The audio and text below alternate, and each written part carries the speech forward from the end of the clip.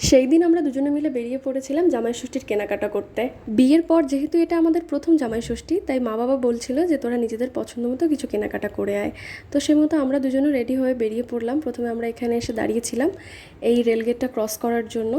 Train cross করার পর আমরা চলে আসি এই সোদপুর মার্কেটে। এটা অনেক বড় একটা মার্কেট, এখানে সব ধরনের দোকান অ্যাভেলেবেল। আমার হাজব্যান্ড বলছিল এই দোকানটার মিষ্টি এবং সিঙ্গারা নাকি খুব বিখ্যাত, তাই প্রথমে মিষ্টি এবং সিঙ্গারা আমরা দুজনে ট্রাই করলাম। এরপর এলাম এই শ্রীনিকেতনে। এখানকার কালেকশন সত্যিই ভীষণ সুন্দর।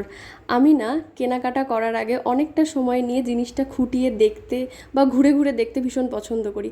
তোমরা কারা আমার মতন রয়েছো আমায় অবশ্যই কমেন্ট করে জানিও। এখান থেকে আমি কিছু শাড়ি দেখছিলাম, তারপর আমার এই শাড়িটা একটু ভালো লাগছিল। এখান থেকে আমরা কিছু শাড়ি নিয়ে চলে আসি বিলিং কাউন্টারে। এখান থেকে বিল করে আমরা দুজনে বেরিয়ে আসি।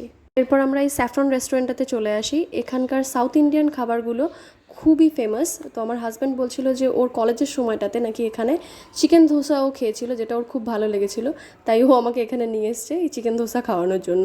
প্রথমে এসে আমরা দুজন এখানে বসলাম এবং তারপর মেনু কার্ড দেখে ডিসাইড করলাম যে আমরা একটা চিকেন ধোসা খাবো আর তার সাথে একটা কোল্ড কফি খাবো উইথ আইসক্রিম। এটা ভীষণ ভালো লেগেছে আমার খেতে। খাওয়া দাওয়া শেষ করে আমরা দুজনে মিলে রওনা দিয়ে দিই বাড়ির উদ্দেশ্যে। আজকের মতন টাটা সবাইকে, দেখা হবে অন্য আরেকটা ব্লগে।